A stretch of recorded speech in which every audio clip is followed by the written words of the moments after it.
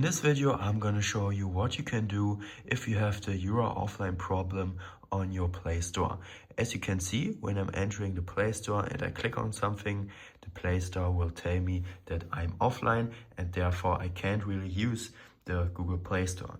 So what you can do is click on try again if it's just a one-time problem, but you can also click on notify me and then it will notify you when you're back online again. But let's solve this problem right now.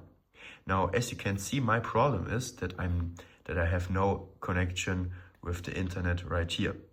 So what we need to do is we need to leave the Google Play Store and go into phone settings.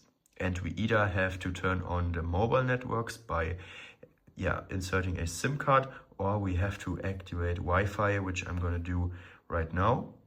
Then select our network. And now I have Wi-Fi right here, as you can see. And then if I go out and go back into the Play Store, click on try again, as you can see, it works, and that's how you fix the problem. I hope this video was useful to you. If it was useful, please consider subscribing. I'll see you in the next video. Bye.